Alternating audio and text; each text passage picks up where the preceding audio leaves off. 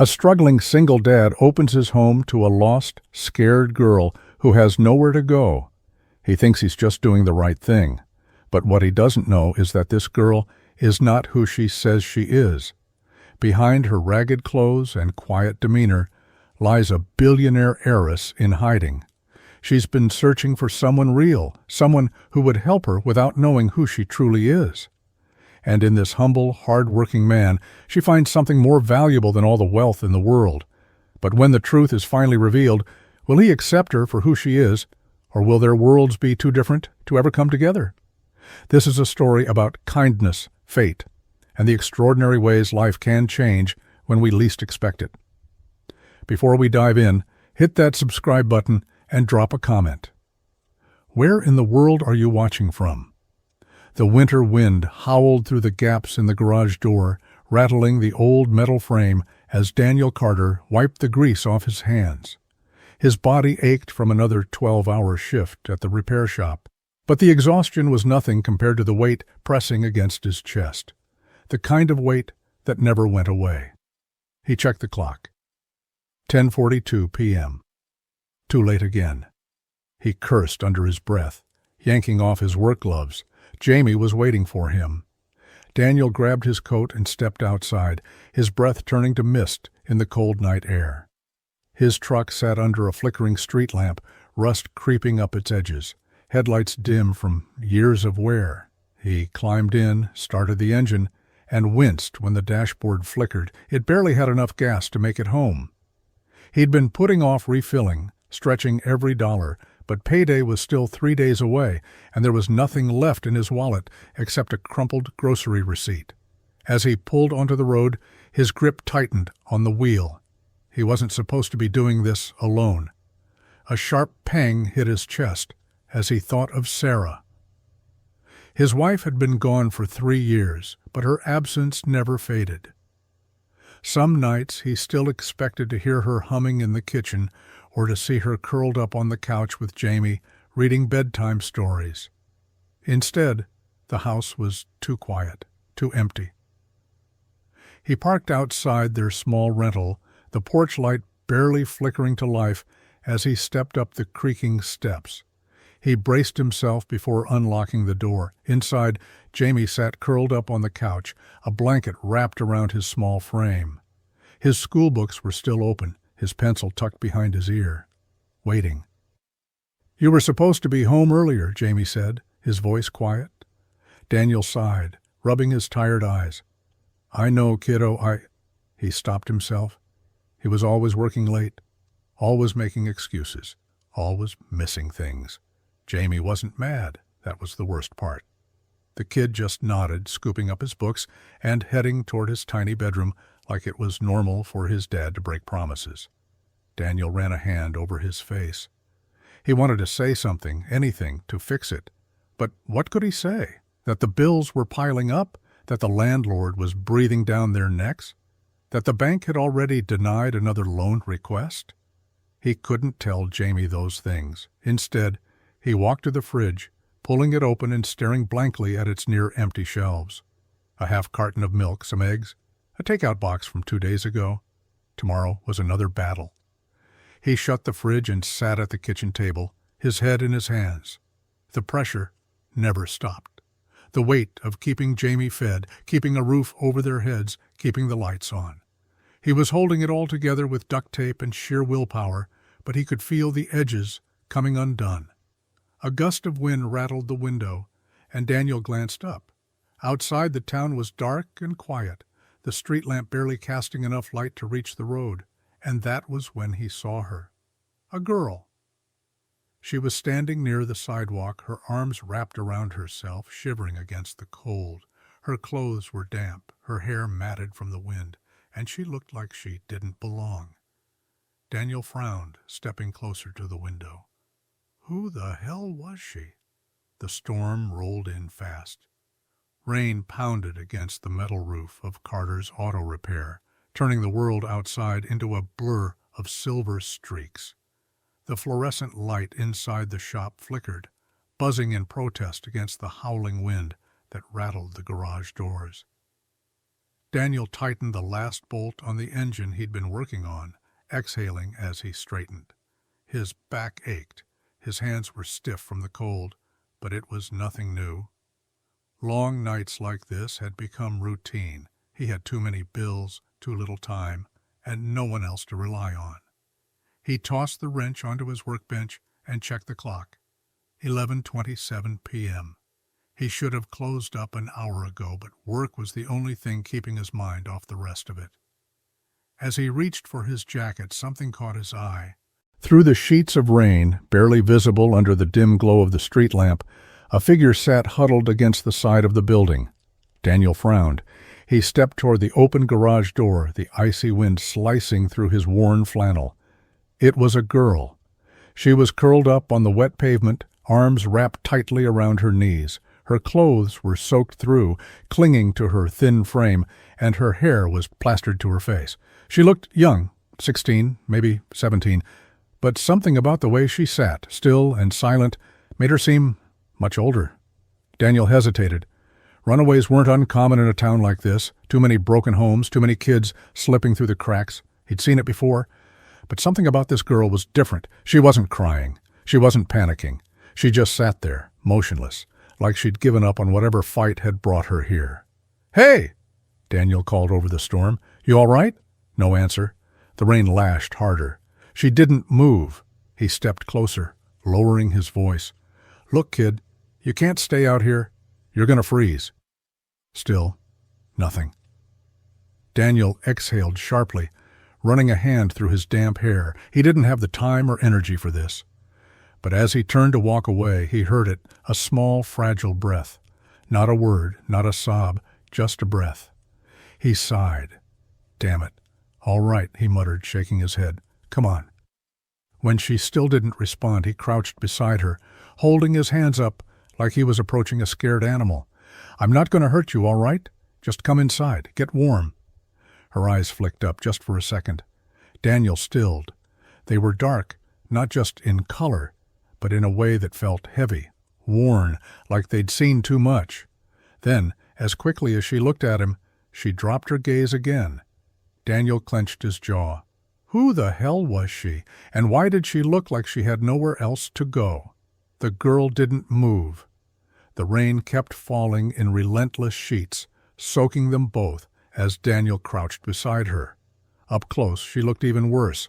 Her hands were trembling, her clothes clung to her skin like a second layer, and her lips had taken on a faint bluish tint. But it wasn't just the cold. It was fear. Daniel had seen that look before, the way someone's body tensed, the way their eyes darted toward escape routes before they even spoke. She was running from something, and whatever it was, it had left its mark. He exhaled sharply, his breath visible in the freezing air. His first instinct was the right one. Call the cops. That was what you did when a teenage girl was found alone in a storm. Let the system handle it. Let them figure out where she belonged. But his gut told him something different. If he called the police, what would happen? Would she end up in a shelter? Would she even stay long enough to let them help her? Or would she disappear the moment he looked away? He didn't know why, but the thought made his chest tighten. "Listen," he said, his voice rough but steady. "You don't have to tell me anything, all right? I don't need to know where you came from or why you're out here." He rubbed a hand over his damp face. "But it's freezing, and I've got a couch and a heater inside." Still nothing. Daniel clenched his jaw. He was tired. He had work in the morning. This wasn't his problem, and yet he wasn't walking away. He stood up, shaking out his jacket before peeling it off and draping it over her shoulders. She flinched, just slightly, but didn't stop him. He stepped back, giving her space. "Up to you, kid." He nodded toward the shop. "Doors open." For a long moment she didn't move. Then, slowly, so slowly it almost didn't happen, she pulled the jacket tighter around herself and pushed herself onto shaky legs. Daniel didn't say a word. He just turned and walked inside, leaving the door open behind him. It took 37 seconds before he heard her footsteps follow. Inside, the air was warmer, carrying the scent of oil, rust, and something faintly burnt from his earlier attempt at dinner. The girl stood near the doorway, shifting uncomfortably as water dripped from her clothes onto the floor. Daniel grabbed a clean towel from the shelf and tossed it onto the table. "Dry off. I'll find you something to eat." She hesitated before taking it, her fingers barely peeking out from under his oversized jacket. Daniel turned toward the small kitchenette in the back of the shop, rummaging through the cabinets. There wasn't much. A half-eaten loaf of bread, a dented can of soup, some leftover pasta from 2 nights ago. He sighed. He grabbed the soup and set it on the stove. He had 100 questions, but for now, he'd settle for making sure she didn't pass out from hunger. A few minutes later, he placed the steaming bowl in front of her. She stared at it like she wasn't sure if it was real. "Go on," he said, sitting across from her. "It's not much, but it's hot." She picked up the spoon, her movements slow and deliberate, and took a small bite. Then another. She didn't look up, didn't say thank you. But when he saw the way her shoulders slumped just slightly, the way her fingers stopped shaking as warmth spread through her, he knew he'd made the right call. Whatever had brought her here, whatever she was running from, could wait until morning. The storm had passed by morning, leaving behind gray skies and slick pavement. The scent of damp earth drifted in through the garage's open door as Daniel finished tightening a bolt on the old Chevy he'd been working on the day before.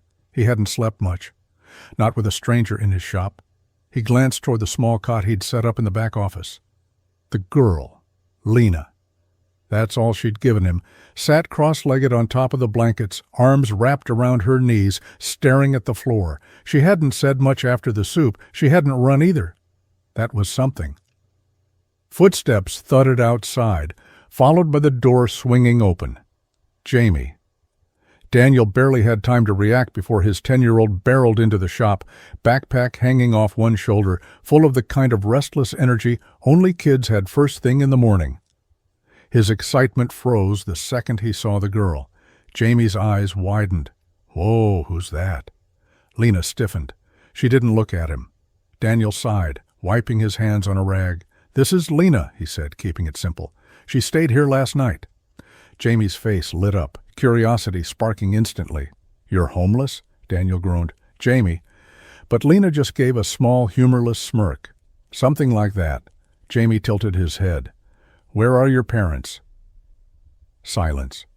For the first time, Lena looked at the kid, really looked at him. Her dark eyes held something Jamie didn't understand, something that made even his endless curiosity falter. Daniel watched her carefully. That same look had been in her eyes when he found her in the storm, the look of someone who didn't have anywhere left to go. Jamie, still undeterred, dropped his backpack and plopped down on a stool across from her. "Are you a runaway?" Lena tensed again, but her voice was neutral. "Why do you ask?" Jamie shrugged. "I read this book where the main character ran away from home 'cause his dad was mean." "Did your dad hurt you?" Daniel's jaw tightened. "Jamie, that's enough." Jamie blinked. He hadn't meant anything by it. He was just a kid asking questions the way kids did. But Lena's fingers had curled into the fabric of her borrowed hoodie, knuckles pale. Her breathing had changed. Daniel watched her closely. She wasn't just avoiding the answers, she was hiding from them. The sound of the radio crackled through the shop, blending with the clank of metal and the steady hum of an engine idling on the lift.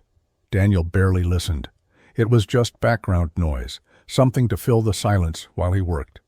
The morning had been slow. Only 2 customers had come in so far, and neither job would do much to close the gap on his overdue rent.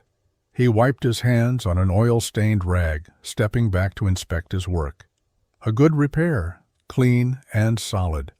If only life could be fixed as easily as an engine. As he reached for a socket wrench, a voice on the radio caught his attention. "Authorities are still searching for Helena Sinclair, the missing daughter of billionaire businessman Charles Sinclair. The 18-year-old was last seen in—" Daniel tuned it out. Rich people problems. He had his own mess to worry about. He turned back to the car, but Lena froze. She had been stacking tools at the workbench, her movements slow and deliberate, But at the mention of the name, her grip tightened around a wrench. Her breath hitched. Daniel didn't notice, but Jamie did. The kid had been doodling on a scrap of paper nearby, but now he glanced at Lena, brow furrowed in curiosity. "You okay?" Jamie asked. Lena blinked, her expression unreadable.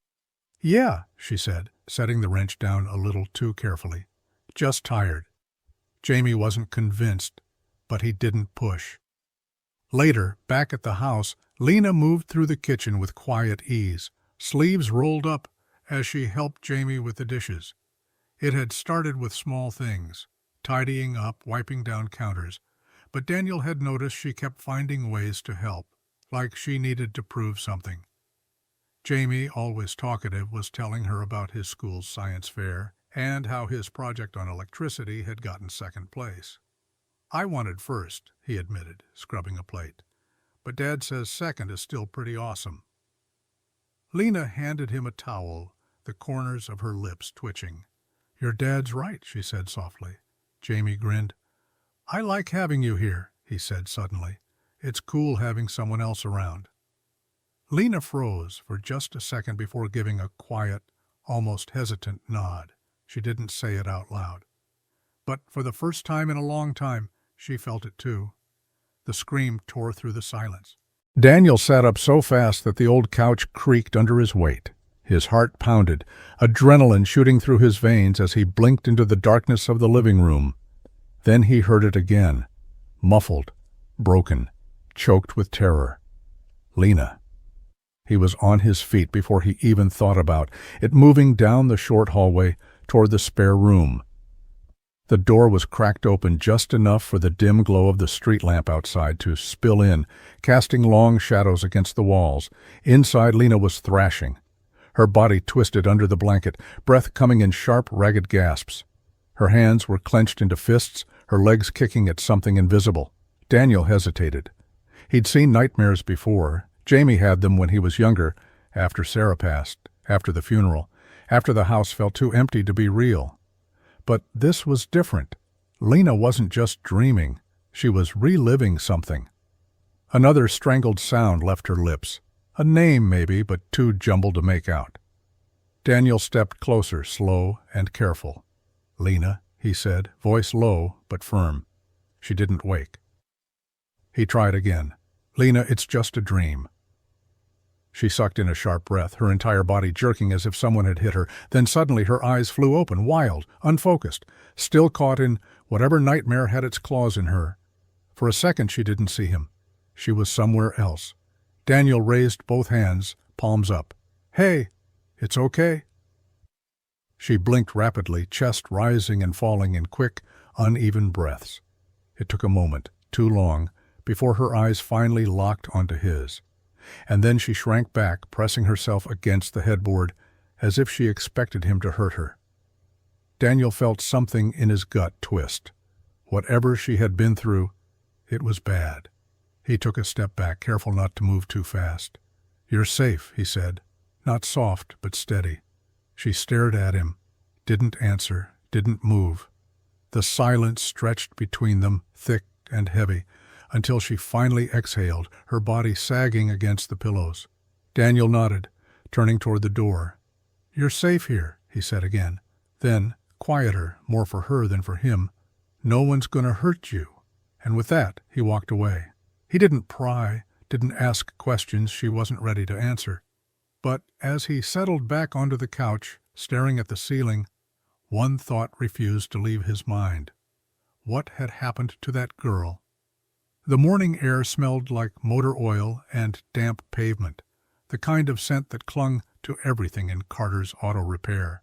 Daniel had been working since sunrise, sleeves rolled up, grease streaking his forearms. Another long day, another dollar closer to keeping the lights on. Lena stood by the workbench, watching him. She didn't ask questions, didn't fidget, didn't look bored like most kids her age would. She just watched. "You want to learn or just stare at me all day?" Daniel muttered, tossing a wrench onto the bench. Lena blinked, surprised. "You'd teach me?" He shrugged. "Sure, it's not rocket science."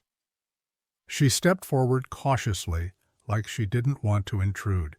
He showed her how to hold the wrench properly, how to loosen the bolts without stripping them, how to check for leaks.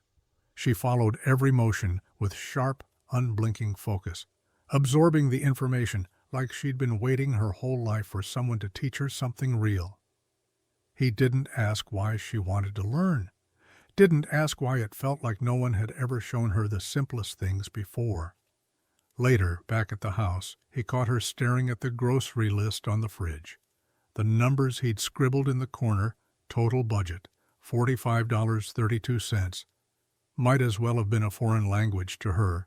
"Ever done a budget before?" he asked, leaning against the counter. Lena shook her head. Never had to. Of course she hadn't. Rich kids didn't budget. Daniel pulled out a chair and sat down, motioning for her to do the same. He grabbed a notebook and started writing out the basics: rent, utilities, food, emergencies. "You have to know where your money's going," he explained. "Otherwise it disappears before you even realize it." She watched as he broke it down, her brows furrowing. "And this actually works?" "It works if you stick to it," he said. "It's not about how much you have, it's about making it last."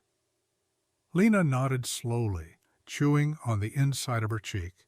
She was quiet for a long moment, staring at the numbers. Then, almost too soft to hear, she muttered, "I wish someone had taught me this before."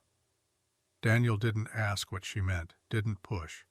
But later that night, when he saw her flipping through the notebook, redoing the math on her own, he realized something. She wasn't just learning. She was trying to become someone new. The smell of sizzling garlic filled the kitchen, blending with the warm, homey scent of butter and herbs. It wasn't anything fancy, just a cheap box of pasta, a jar of sauce, and some frozen meatballs Daniel had picked up on sale. But it was real food, a meal. Lena stood at the edge of the kitchen, watching as Daniel drained the pasta. Jamie sat at the table, swinging his legs, chattering about something from school. The whole scene felt so normal. Too normal. She wasn't used to this. A real kitchen, a man cooking dinner, the low hum of conversation that wasn't forced or filled with tension. In her world, meals were different. Served by strangers, eaten alone in enormous rooms where voices echoed. Dinner was just another obligation, something to be scheduled between meetings and expectations. But here, it was something else entirely. "You just going to stand there, or you want to set the table?" Daniel asked, nodding toward the stack of plates. Lena blinked, startled. He wasn't looking at her like she was a guest, or a burden, or some puzzle he was still trying to solve. He was just expecting her to be part of this. She hesitated before grabbing the plates and setting them down next to Jamie's coloring book. They ate at the small, slightly wobbly table in the corner of the kitchen. The old light flickered above them, casting a dim glow over mismatched silverware and chipped plates. Jamie twirled his fork through his spaghetti, launching into some story about a kid at school who got his shoelaces stuck in an escalator. Daniel smirked, shaking his head as he cut into a meatball. Lena just listened. She didn't eat fast, didn't scarf the food down like she had something better to do. She savored every bite. Not just the food, the moment. Daniel caught her staring at the table, at the meal, at the way Jamie laughed without hesitation, completely unguarded. "You all right?" he asked. Lena swallowed, nodding. "Yeah. It's just..." She hesitated. "Been a while." Daniel didn't press, didn't ask what she meant. He just nodded and reached for the bread, tearing off a piece before tossing it onto her plate. "Eat," he said simply. Lena stared at the bread for a second, then picked it up. She didn't say thank you, but something in the way she held it, careful, like it meant more than just food, said it for her. For the first time in years, she felt full. And it had nothing to do with the meal. Daniel gripped the eviction notice so tightly that the edges crumpled in his fist. 30 days. That was all the time he had left before he and Jamie would be out on the street. The words on the paper blurred as he read them over again, standing in the doorway of his small rental. The landlord had dropped it off earlier that morning, standing on the porch with that same smug look he always had, like he'd already made up his mind. "I can't keep giving you extensions, Carter," the man had said, arms crossed. "It's business. You're 3 months behind. I need the money." Daniel had nodded, jaw clenched, forcing out a tight, "I understand." But he didn't. Because what kind of system forced a man out of his home when he was doing everything right? He worked his ass off every day, took every job he could, never stopped trying. And yet, it was never enough. Now, standing in his kitchen, he let out a slow breath and shoved the paper into the back of a drawer, out of sight. Jamie didn't need to know. Lena didn't need to know. He turned, schooling his face into something neutral just as Jamie bounded into the kitchen, tossing his backpack onto the table.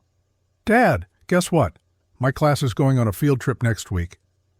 Daniel forced a smile, ruffling the kid's hair. "Yeah? Where to?" "The museum. They've got a whole exhibit on space, and there's going to be a real astronaut there." Daniel's stomach twisted. A field trip meant money, bus fare, lunch, some kind of stupid permission slip fee. He nodded anyway. "Sounds cool, bud." Jamie grinned, oblivious. "Can I go?" Daniel hesitated. Before he could answer, Lena walked in. She had barely been there a few weeks, but she had a way of noticing things. She glanced at Daniel, then at the drawer where he'd shoved the eviction notice. Her expression barely changed, but he could tell. She knew something was wrong. He turned away, busying himself at the sink. "We'll talk about it later, Jamie." Jamie groaned, but didn't argue. He grabbed his backpack and headed toward his room. The second he was gone, Lena leaned against the counter, arms crossed. What was that? Daniel's shoulders tensed. What was what? "The thing you hid in the drawer." His grip tightened around the faucet. She was too sharp, too perceptive. "Nothing important," he said flatly. She didn't buy it. For a long moment, neither of them spoke. The silence between them was thick, heavy. Finally, she exhaled, shaking her head. "You're a bad liar." Daniel let out a humorless chuckle. "Yeah, well, I don't get a lot of practice." Lena didn't push, but as she turned to leave, she said something so quiet he almost didn't catch it. "You don't have to do this alone." And just like that, she was gone. Daniel exhaled, staring at the closed door. That's where she was wrong. Because in the end, he always had to do it alone. The shop was quieter than usual. Daniel worked on an old pickup, his hands moving on autopilot, tightening bolts, checking the engine, anything to keep his mind from spiraling. 30 days. He kept hearing those words over and over again, like a ticking clock in the back of his head. Lena was there too, sitting on the workbench, flipping through a car manual she probably didn't need to read. She hadn't said much since last night, just watching, thinking. Finally she spoke. "How much?" Daniel didn't look up. "How much what?" She closed the manual. "How much do you owe?" His jaw tightened. He should have known she'd figure it out. "Not your business, kid." Lena didn't move. "If I could help, no." He said it too fast, too sharp, cutting her off before she could even finish. She didn't flinch. "Daniel." He exhaled hard, setting down his wrench. "I don't take handouts." "It's not a handout. Feels like one." Lena crossed her arms. "So what? You'd rather lose your home than let someone help you?" His hands curled into fists, knuckles white. "It's my responsibility. Jamie lives there too." He stilled. That hit harder than he wanted to admit, but Lena wasn't done. She leaned forward slightly, lowering her voice. "I could fix this with one call." And that was the moment he knew. She hadn't just meant she could help. She meant she had the kind of money that made problems disappear. Daniel stared at her, something unreadable flickering across his face. "Who are you, Lena?" For the first time, she hesitated. She could have lied, but instead she just shook her head. "Someone who knows what it's like to lose everything?" Silence stretched between them, heavy and full of things neither of them wanted to say. Daniel turned back to the truck, grabbing his wrench. "I appreciate it, but I'll figure it out myself." Lena didn't argue, didn't push. But as she sat there staring at the man who refused to take what he so clearly needed, she wondered if he'd ever let anyone save him. The house was quiet.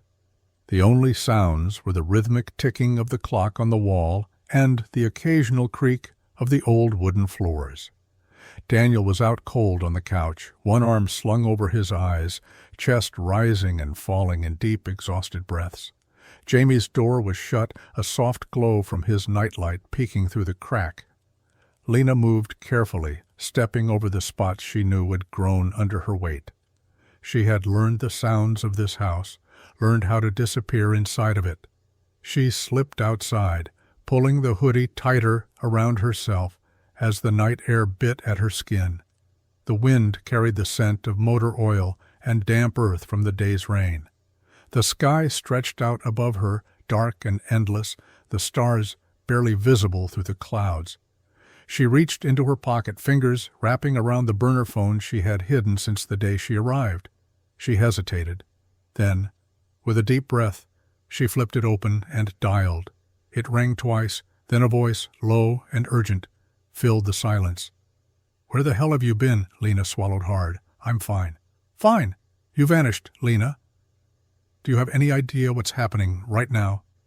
The entire city is looking for you. Your father." "I don't care." Her voice came out sharper than she intended, but she didn't take it back. A tense pause. Then the voice softened. "Where are you?" Lena's fingers tightened around the phone. She glanced back toward the house, toward the faint glow of the kitchen window. "I can't say," a frustrated sigh. "This is dangerous. You think you can just run away and not have consequences?" "I'm not running." Another pause, then softer. "Then what are you doing?" Lena exhaled, her breath curled in the cold air. For the first time, she didn't have an answer. She ended the call before they could say anything else. The second the line went dead, her chest felt tight, like a string had been cut, one that had held her in place for so long she barely knew what it was like without it. She turned back toward the house, slipping inside, the warmth hitting her instantly. But as she stood there in the dim kitchen, staring at the life she had somehow stepped into, one thought settled deep in her bones. How much longer could she keep the truth from them? The school parking lot was almost empty by the time Daniel pulled up, his truck rattling as he threw it into park.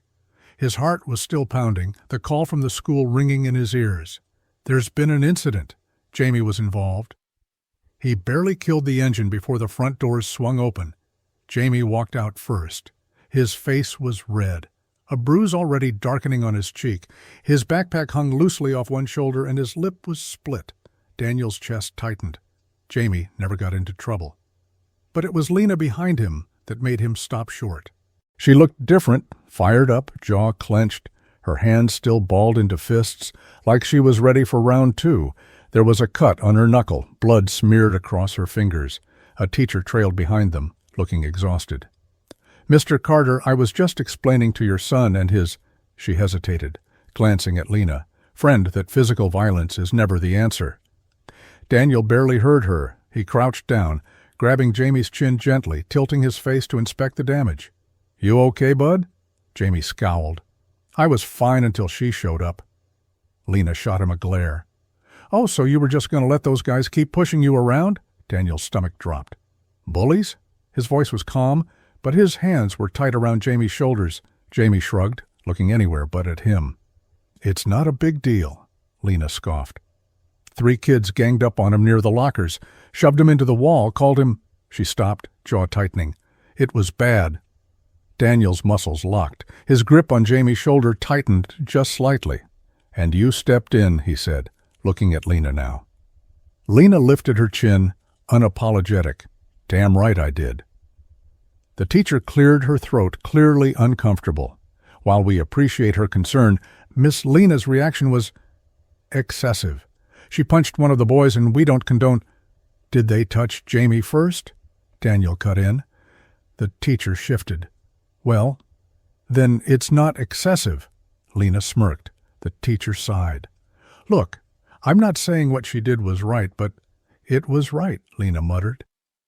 Daniel glanced at her, the way her fingers still curled like she was itching to swing again, the way she stood in front of Jamie, like she'd do it again in a heartbeat. Jamie groaned, rubbing his face.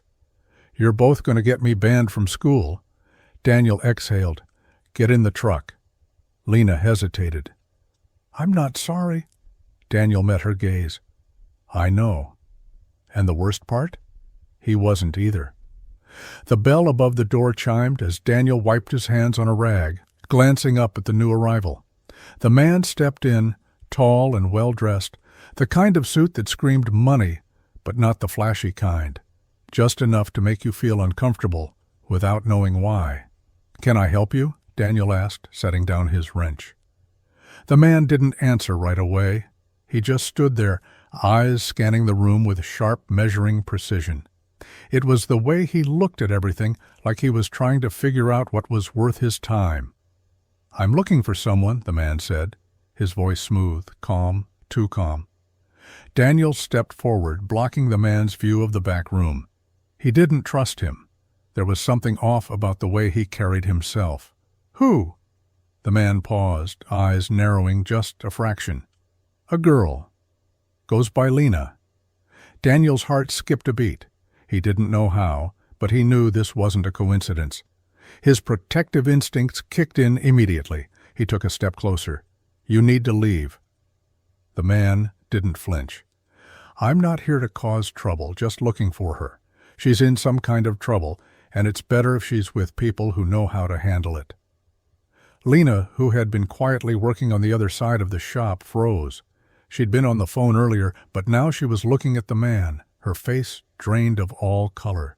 Her hands trembled slightly as she dropped the rag she had been holding. Daniel glanced at her, but she didn't meet his eyes. She knew him. "Who are you?" Daniel demanded, voice sharp. The man's lips twitched. "Just a concerned party." "Well, concern's not enough." Daniel's tone hardened. "I said leave." The man sighed, a look of mild amusement crossing his face. "You really have no idea what you're dealing with, do you?" Before Daniel could respond, Lena moved toward them, her steps slow but deliberate. She didn't look at Daniel, didn't say anything. She just walked past him, her eyes locked on the man. "Please," she whispered, barely audible. "I'm not ready to go back." Daniel's chest tightened. The words hit him harder than anything else. He didn't know who this man was, but he sure as hell wasn't going to let him drag Lena back into whatever nightmare she had been running from. The man glanced between them, sizing up the situation. "This isn't over." His voice was colder now, almost threatening. As the door shut behind him, Lena collapsed onto a stool, her face pale. Daniel stared at her, heart sinking. What the hell was that? She didn't answer. Her head dropped into her hands, shaking. And for the first time, Daniel wasn't sure how to help. The air inside the shop was thick, suffocating with unspoken tension. Daniel stood there, arms crossed, eyes fixed on Lena, like she was the only thing in the world that mattered. Who was that man? His voice was low, but it carried the weight of 1,000 questions. You don't just let someone like that walk in here without an explanation. Lena didn't look at him. She kept her eyes on the floor, fingers tracing the edge of a workbench, as if the worn wood could give her an answer she didn't have. "I don't want to talk about it," she muttered, her voice strained. "Too bad," Daniel shot back, stepping closer. "Because I'm done pretending, like I don't know something's wrong. You've been here for weeks, Lena, and every day it gets harder to ignore the fact that you're hiding something big." Her body stiffened, a sharp breath escaping her. He could see it in the way her jaw clenched, the way her hands fisted at her sides. He wasn't sure if she was going to run or face him. "Why don't you just let me help you?" he demanded. "You think I don't see it? You think I can't tell that you're drowning, that whatever you're running from has a hold on you? I don't care what it is. But I can't keep pretending I don't know you need something, someone to trust." Lena's shoulders trembled. The silence stretched out between them, suffocating. She opened her mouth, but the words wouldn't come. Her eyes flicked up to meet his, only for a second, just long enough for him to see the raw fear that lived there. She exhaled sharply, looking away. "I can't," she whispered. Daniel's heart clenched. He reached out, his hand hovering just a breath away from her arm. "You can. You can, Lena. You're not alone. You don't have to keep running."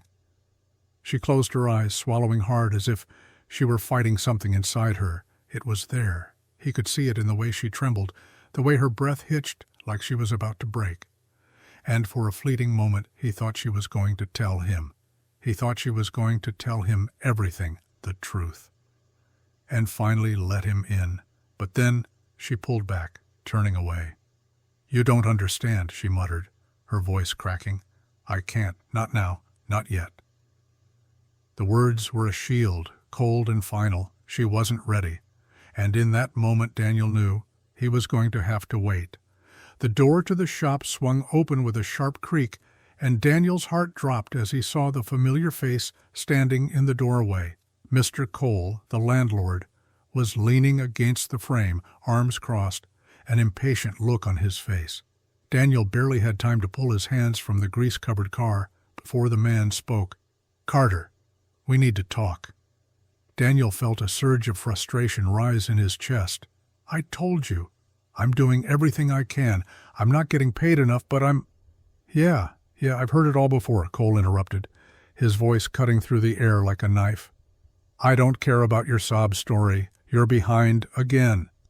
He shoved a letter into Daniel's hands, an eviction notice. "You're 2 months overdue. I need the full amount by tomorrow, or you're out." Daniel stared at the letter, feeling his chest tighten. The words blurred. How much longer could he do this? How much longer could he keep pretending that everything was going to be okay when it wasn't? "I don't have it," Daniel muttered, his voice thick with helplessness. "I can give you half, and I swear—" Cole shook his head, cutting him off. "Half isn't good enough. I need it all." "Please," Daniel pleaded, stepping forward, his hands trembling. "I'll work more hours. I'll take on extra jobs. I'll do whatever it takes." His voice broke as he reached for Cole's arm, desperation clouding his judgment. Cole just shrugged him off. "Not my problem." His lips twisted into a smirk. "You're lucky I'm giving you till tomorrow. Next time you're out. No excuses." As the man turned to leave, Daniel felt his world start to collapse. Tomorrow. 30 days felt like a lifetime. But tomorrow? He didn't have anything left. Nothing to give. Cole walked out, the door slamming behind him, leaving Daniel standing there, holding the eviction notice like it was a weight he couldn't carry. His breath came in ragged gasps as he turned to the workbench, leaning over it for support, trying to steady himself. This was it.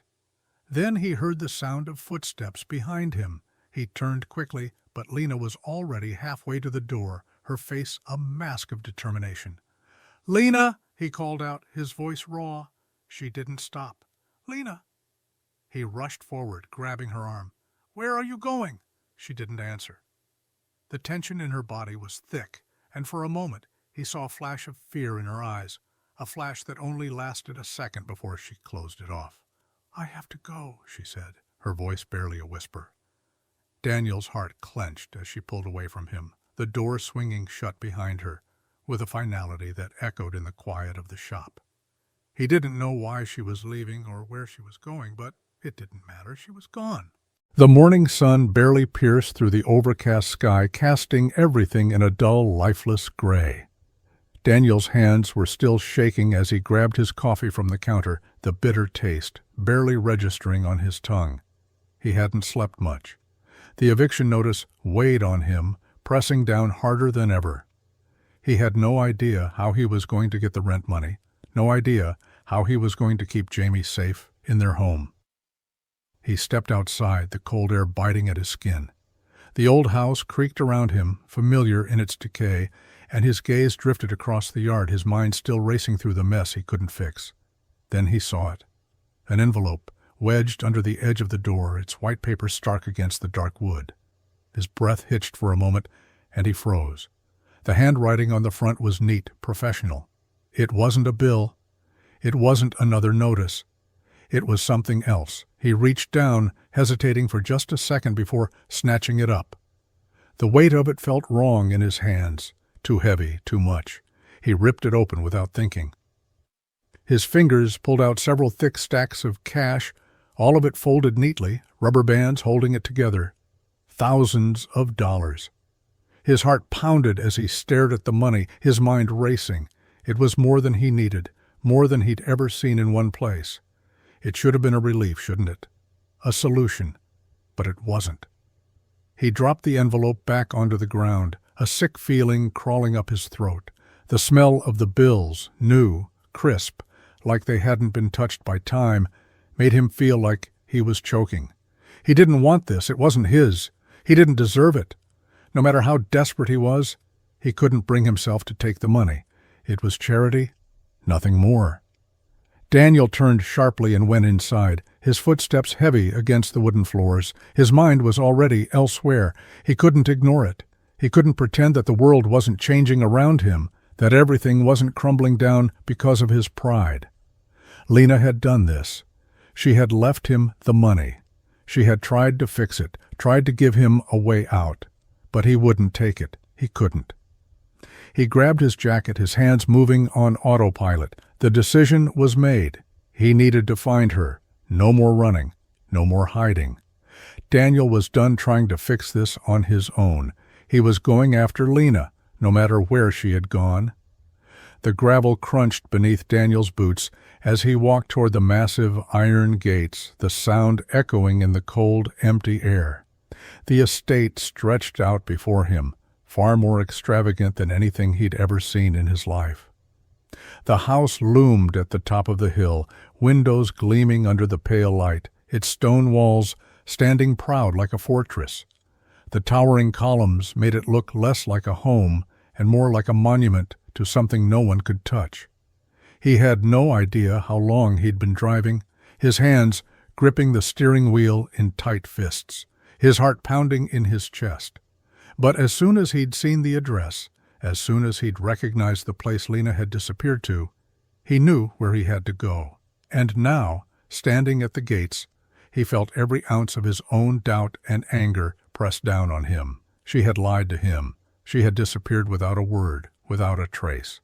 He had trusted her, and she had thrown him out like he was nothing. As he stepped closer, 2 security guards appeared out of nowhere, stepping in front of him like they'd been waiting for this moment. Their presence was immediate, intimidating, their suits sharp, their eyes cold. "You need to leave," one of them said, his voice clipped. "This is private property." Daniel didn't back down. "I'm not leaving until I talk to her." The guard's eyes narrowed. "You're not getting in. Move along." "I'm not going anywhere." His voice cracked, but he didn't care. He wasn't going to walk away this time. The tension between them crackled in the air, a standoff that neither side seemed ready to back down from. Daniel's fists clenched. She owed him the truth. She owed him an explanation. And then, from behind the guards, a familiar voice cut through the tension like a knife. "Let him through." Daniel's heart stuttered. He turned, his breath catching in his throat. Lena stepped forward, her face calm but guarded, a quiet resolve in her eyes. She didn't look like the girl he'd taken in weeks ago. She looked like someone who'd been through something much darker. "I said, let him through," she repeated, her voice steady, almost forceful. The guards didn't argue. They stepped aside, allowing Daniel to pass.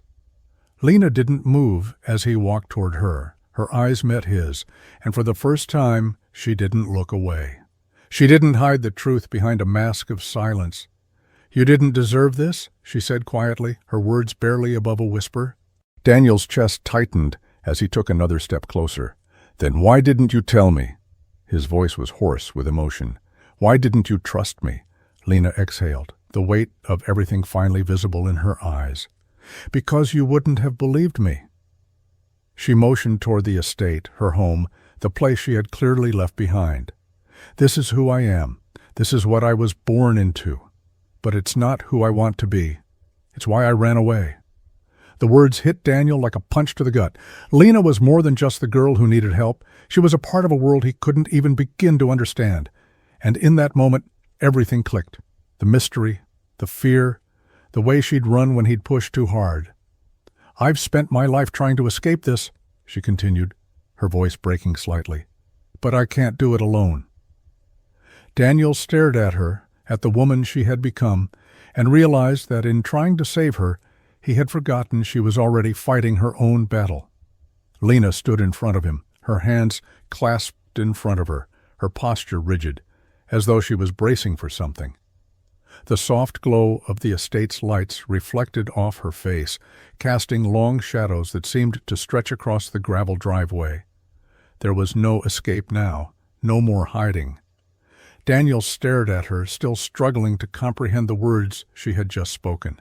She wasn't just some lost girl, not the one who had shown up at his door seeking refuge. She wasn't the vulnerable, quiet teenager who had needed help.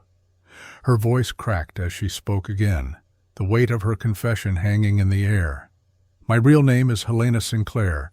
I'm the daughter of Charles Sinclair." She swallowed hard. One of the wealthiest families in the country. Daniel's chest tightened. The world around him seemed to tilt, like the earth had shifted beneath his feet. Helena Sinclair. The name hit him like a slap, something he should have recognized but hadn't allowed himself to see. He stared at her, his mind racing to make sense of the pieces, to fit them together. I don't understand," he stammered. His hands were shaking, and he had to brace himself against the nearest tree to keep himself from swaying. You've been running from your family this whole time? Why didn't you tell me? Why lie about everything?" "Lena, no." Helena shook her head slowly, her eyes filled with something he couldn't quite place. Regret? Fear? "I didn't lie," she said quietly, almost apologetically. "I just didn't tell you the truth. I didn't think you'd believe me if I did." Daniel's heart felt like it was breaking into pieces. He had trusted her, had opened his home to her, had given her a place to stay when he thought she was just a runaway, just a girl in trouble. He had taken her in, believing in the story she had told him, believing in her. But now it felt like a cruel joke. He had no idea who she really was. She glanced at the ground, then back at him, her voice barely above a whisper. "I ran away, Daniel. My father's plans. They weren't mine. They never were. I was promised to someone I didn't love, someone I never wanted to marry. I left everything behind to escape it." The truth hit Daniel like a freight train. He had no words, no response, just a deep, overwhelming feeling of betrayal. She had been living in a world he couldn't even begin to fathom. The girl he thought he knew, had fought for, wasn't just a poor runaway. She was a billionaire heiress. And now he felt like a fool for not seeing the signs, for not questioning her when everything was wrong. "I thought—" His voice cracked, and he swallowed hard, trying to regain control. "I thought you were just a kid who needed help. But you—" He couldn't finish the sentence. The weight of it all was too much to bear. Helena took a step forward, her eyes pleading with him, but Daniel couldn't move. He couldn't let himself. "I'm sorry," she whispered. "I didn't want to hurt you. I never wanted to hurt you." But the damage was already done. Daniel was standing in front of a woman who had never been who she said she was, a woman who had hidden the truth from him for weeks. And the worst part was, he wasn't sure who he was angry at more, her or himself. Lena stood just inside the massive doors of the estate, her back to the polished marble floors and grand chandeliers that hung like silent sentinels in the foyer. The contrast between the world she had known and the world she had walked away from was glaring, and yet she couldn't move. She couldn't breathe as Daniel stood there, not saying a word, but his eyes. His eyes said everything. He had trusted her. He had let her in. And now, everything between them felt like a lie. The truth she had hidden from him, the one she had shielded him from, had come crashing down. She could feel the space between them grow wider with every heartbeat. "Come inside," she said, the words falling from her lips before she could stop them. She knew how it sounded, how it would sound, but she had to say it. She wanted him here. But Daniel didn't move. His hands were clenched at his sides, and his jaw was set, his gaze colder than she had ever seen. "I can't," he finally said, his voice rough, breaking with a rawness she hadn't expected. He took a step back, turning his eyes away from her, like he couldn't bear to look at her any longer. "This isn't my world."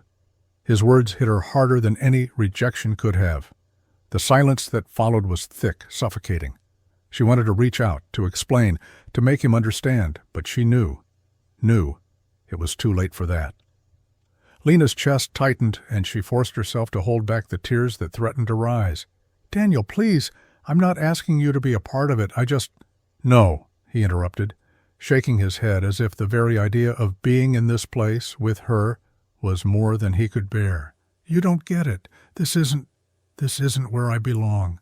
I'm not part of your world, Lena. I can't be." The finality in his voice shattered the last of her resolve. It was as though the entire weight of her family, her past, her obligations had just crushed everything she had built. She had wanted to escape, to leave it all behind. But now, standing in front of the man who had seen her as something else, something real, she realized how much she had to lose. "I thought—" Her voice faltered, and she took a step toward him, but he held up a hand, stopping her. "Don't," he whispered. "Don't do this." Lena opened her mouth to speak, but the words caught in her throat. There was nothing left to say. Daniel turned, his shoulders hunched, as he walked away.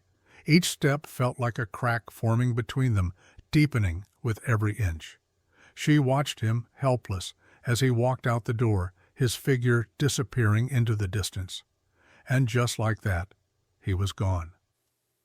Lena stood in the doorway, feeling the weight of the estate pressing down on her, the silence now louder than ever. She had never felt more alone. The drive back was quiet, the sound of the truck's engine, the only thing filling the space between Daniel and Jamie. It had been a long, painful silence, one that Daniel didn't know how to break. His hands gripped the steering wheel tight, the weight of what had just happened pressing down on him with every passing mile. The truth, the reality of Lena's life, was something he couldn't ignore anymore.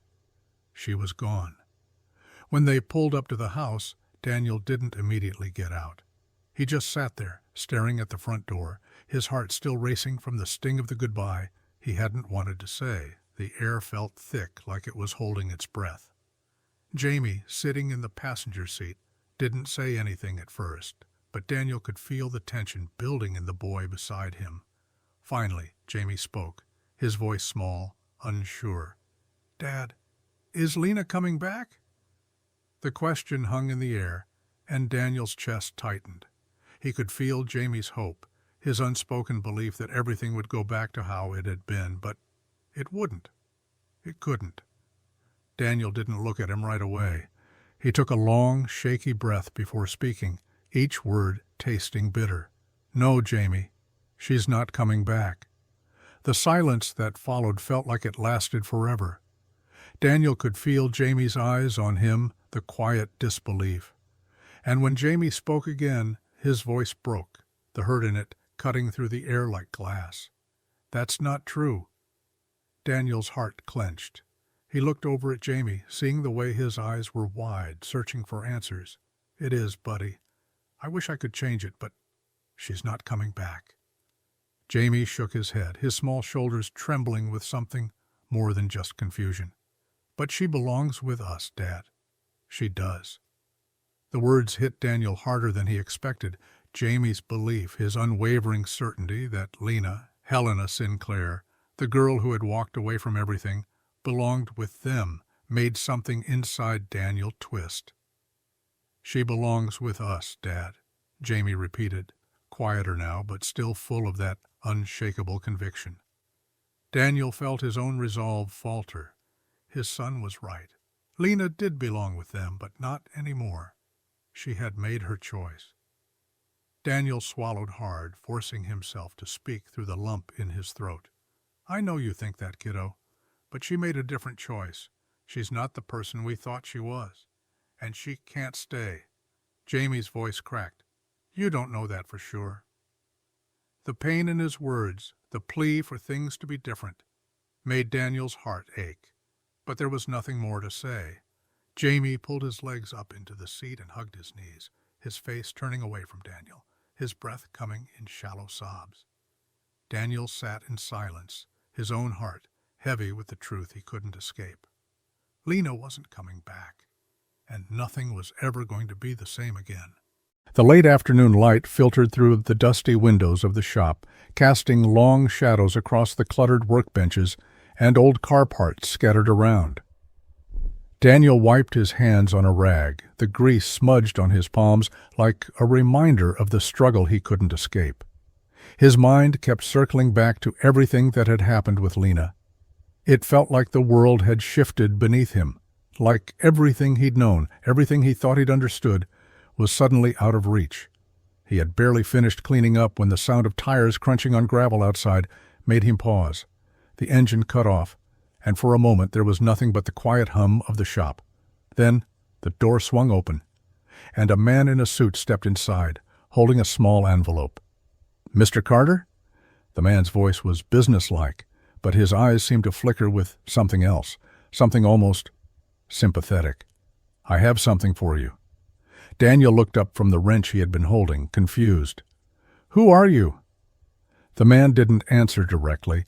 Instead, he handed over the envelope, which was addressed to Daniel in familiar handwriting. Lena's handwriting? His heart skipped a beat. "She left this for you," the man said quietly, almost apologetically. "She wanted you to have it." Daniel felt a rush of emotions, confusion, anger, something sharp that he couldn't place. He took the envelope, his fingers lingering on it for just a moment before he ripped it open. Inside was a letter, the paper smooth and crisp against his fingertips. He unfolded it, and as his eyes scanned the words, his heart tightened. "Daniel, I know you don't want to hear from me, and I understand. I've spent so many nights thinking about this, wondering if I could explain it all to you in a way that would make sense, but I can't.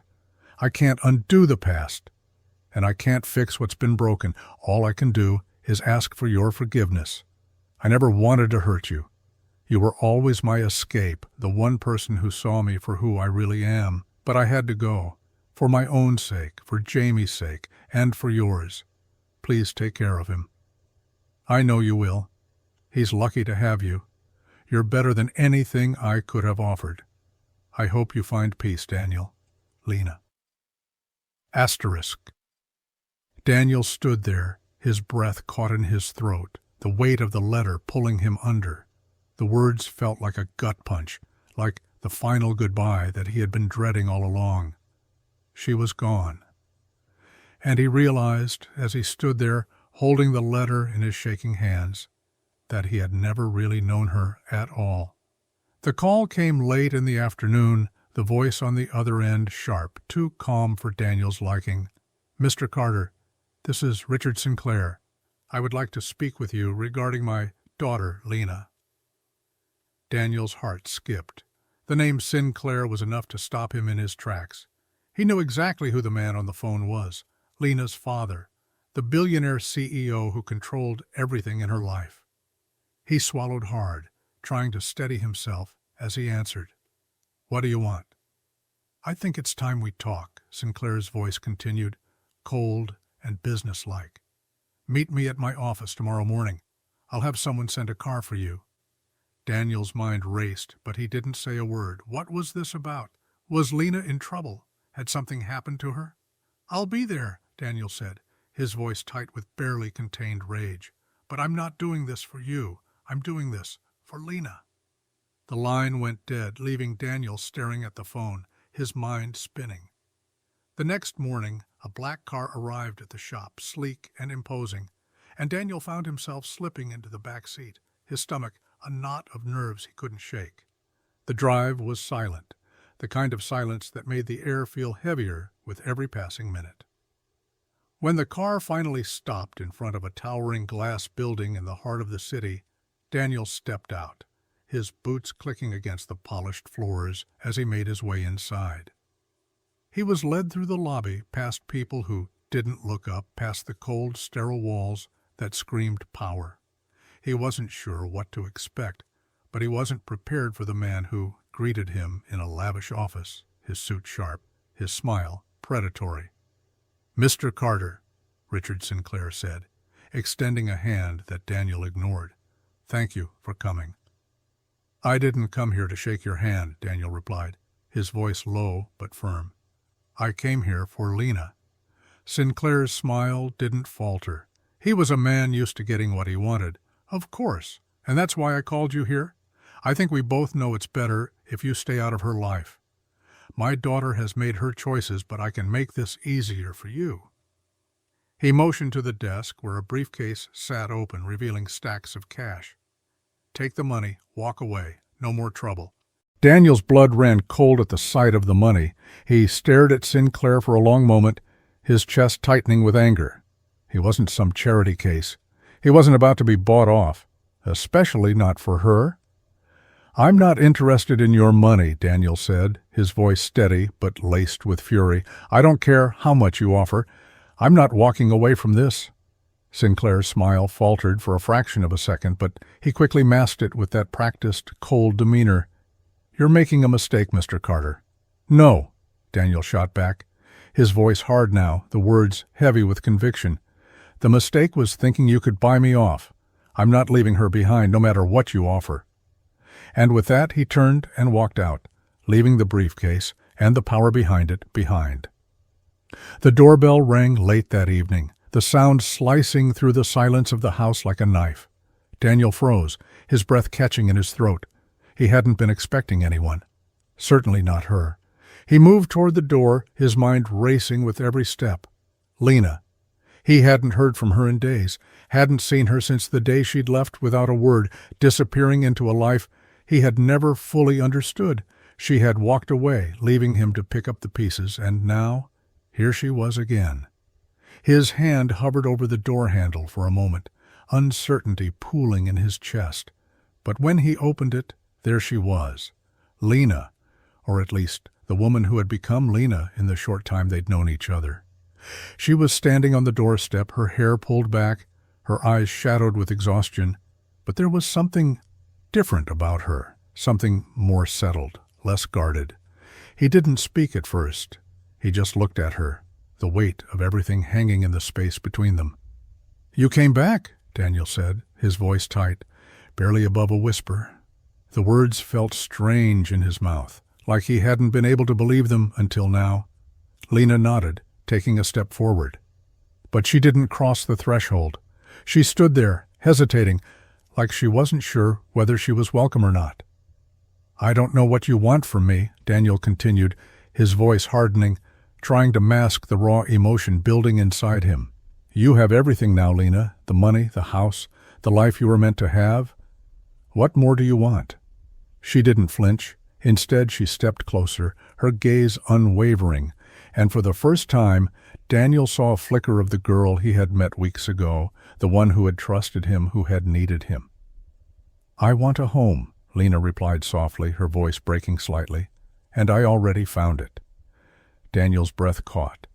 For a long moment, neither of them moved, the weight of her words hanging in the air like a confession. "You're talking about here?" he asked, his voice barely above a whisper, as if the question might shatter whatever fragile thing was left between them. Lena's lips curved into a small, hesitant smile. "Yes, here, with you, with Jamie. This is where I belong, Daniel." The words hit him harder than he expected. All the anger, all the hurt, all the confusion he had felt over the past few weeks suddenly melted away. He wasn't sure if he was ready to believe it, but her presence, standing there in the doorway, told him everything he needed to know. She was back, and she was choosing him. The sound of the front door closing behind her echoed through the house, and for a moment, Daniel didn't move. He stood frozen, still trying to process what he had just heard.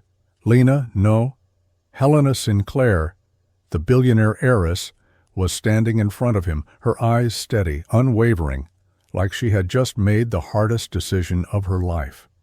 She was dressed differently, more casually than he had ever seen her, as though she had thrown away everything that defined her former life.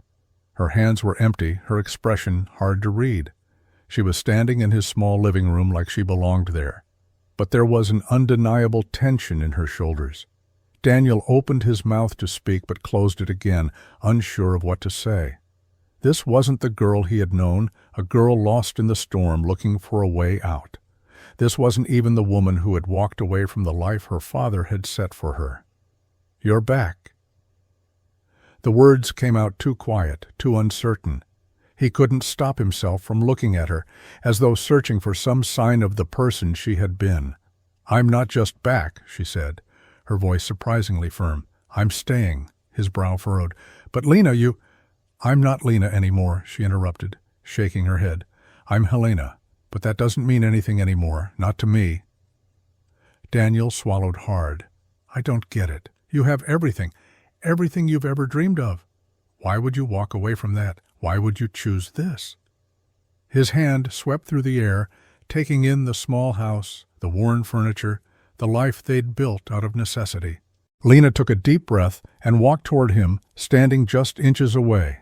"Because I don't need money, Daniel," she said softly, her voice carrying a conviction he hadn't heard from her before. "I don't need the life my father chose for me. I don't need the power or the status or any of it."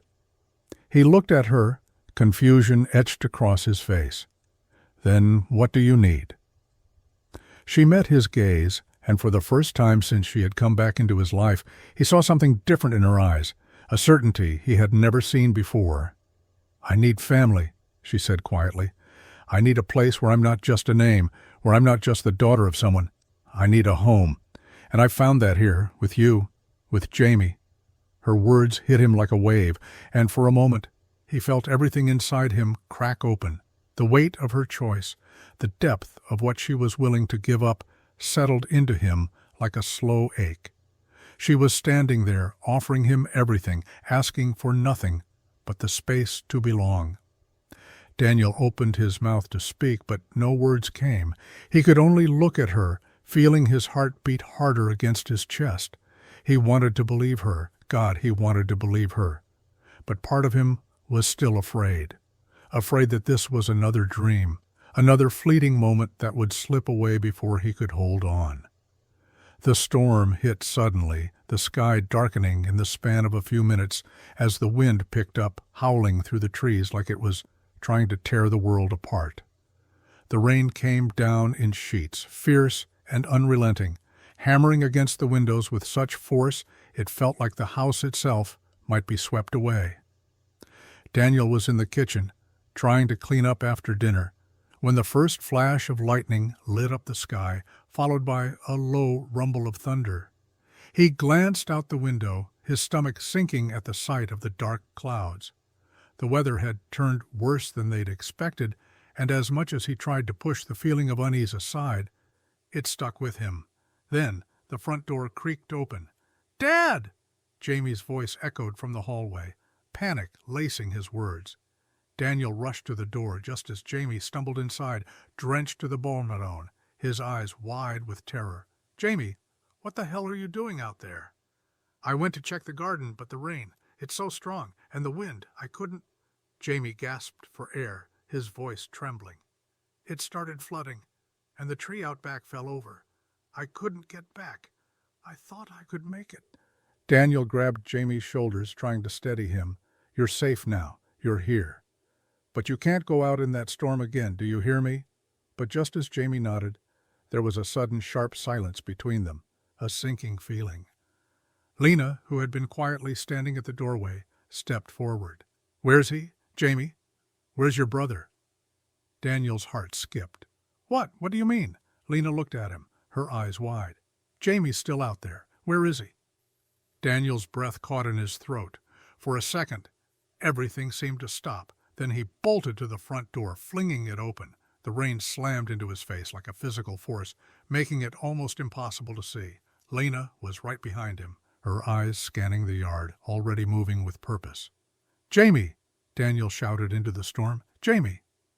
But there was no answer, only the deafening sound of the rain and wind, and the distant rumble of thunder.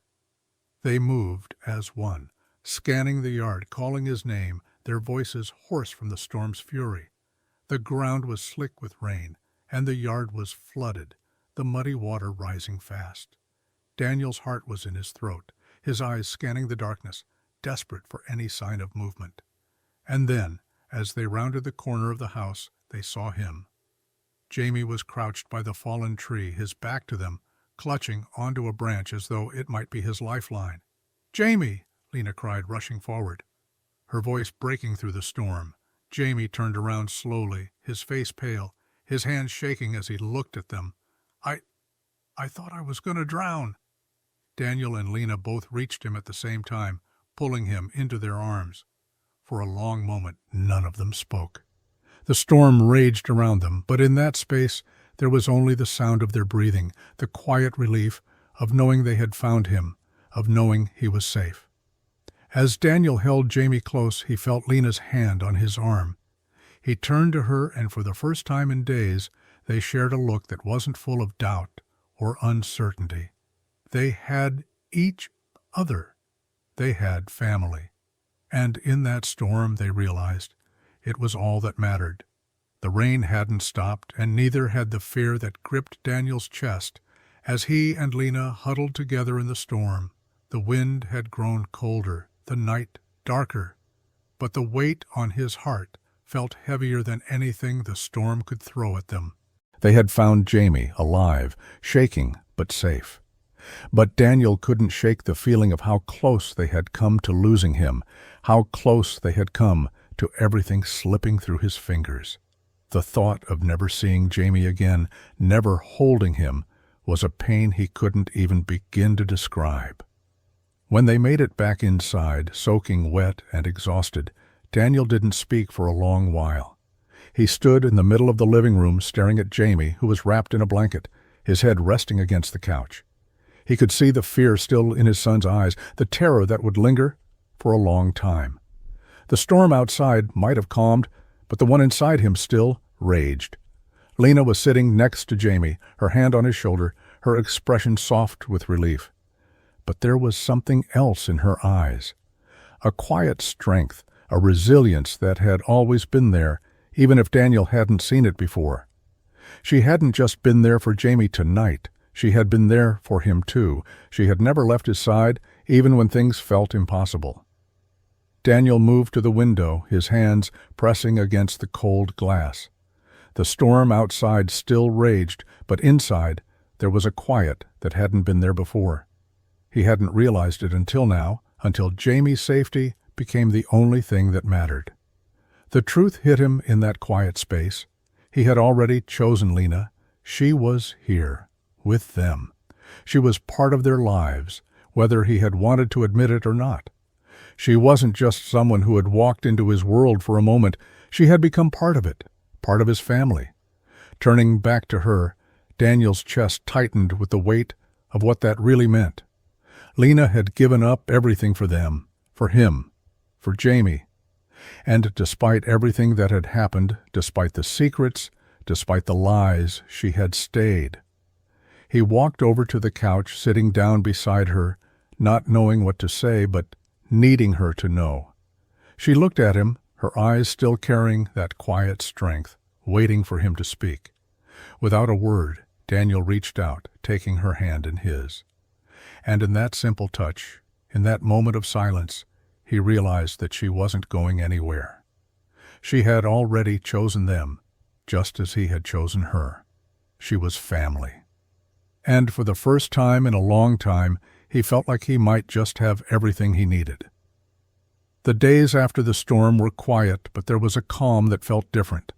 Lena was still there. She hadn't left despite the pull of the world she had walked away from. She stayed with them. And with each passing day, Daniel could feel a shift. It wasn't just that she had chosen to stay, it was that they had all chosen each other. Lena didn't mention her wealth. Not once. Instead, she quietly set about using the connections she had, the knowledge she had, to help Daniel's shop grow. She found clients, made calls, negotiated with suppliers in ways Daniel never could have. But she didn't use the money her family had at their disposal. She didn't offer him an easy way out.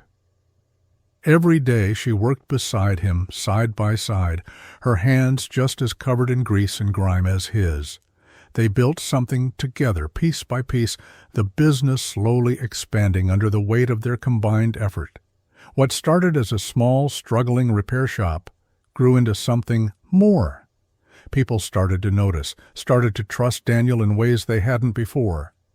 But it wasn't just the business that grew. Slowly, quietly, something deeper began to shift between them. Daniel found himself relying on her in ways he hadn't expected. He found himself looking at her, really seeing her, for the first time. She wasn't just the woman who had walked into his life with 1,000 secrets. She was the woman who had stayed, even when it would have been easier to leave. One evening, after they closed up for the night, Lena and Daniel sat on the front porch, the evening air cool against their skin. Jamie had already gone to bed, and the house was still, almost peaceful. They didn't talk much, but there was a sense of ease between them, a quiet understanding that hadn't been there before. "You know," Daniel said after a long silence, his voice low, "I never thought I'd get to this point. I never thought I'd feel like everything could be okay again." Lena turned to look at him, a soft smile tugging at her lips. "I think we're both learning that sometimes the things we least expect are the ones that turn out to matter the most." Daniel nodded, feeling the weight of her words settle in.